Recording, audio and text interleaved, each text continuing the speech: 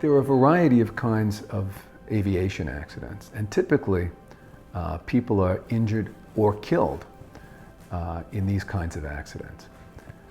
In recent years, we've unfortunately seen cases in which major airliners crashed.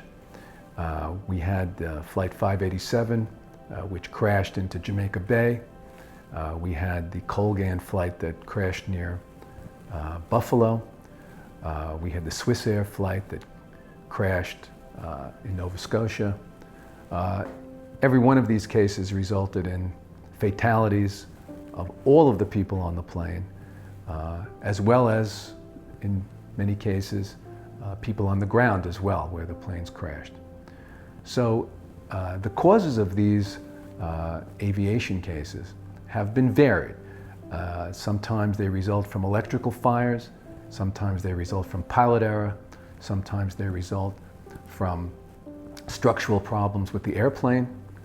There are a variety of reasons why these major airline crashes have occurred.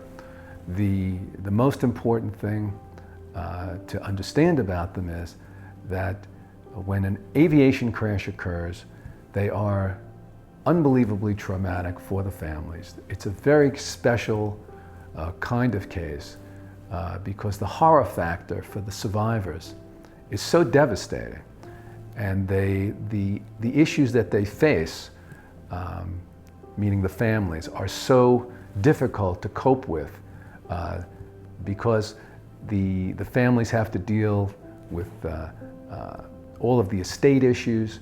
They have to deal with potentially identifying remains, things of that nature. They're terrible, terrible kinds of events.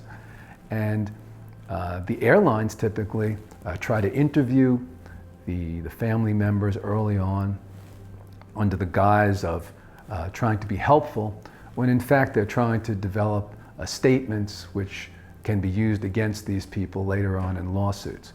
So it's very important for family members who have suffered these kinds of losses to get competent counsel early on. And there are many firms who are skilled in this area. We have had great success representing people in these cases.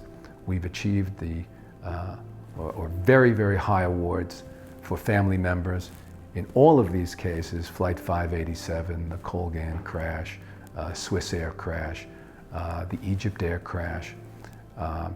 We've received very, very high awards for our clients in those cases. And unfortunately, no matter what you recover, the losses to these families are so overwhelming and so catastrophic that they never really fully compensated for the terrible things that they've had to go through as a result of these cases. So those are the really most serious, catastrophic ones. People also get injured in aviation cases as well. We've had cases where in the course of emergency evacuations, people slide down these ramps,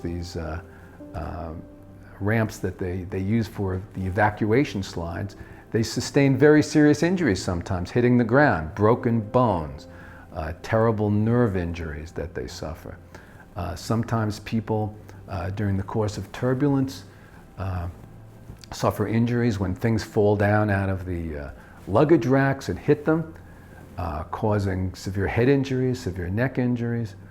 There are a variety of scenarios where people can sustain injuries in aviation accidents as well.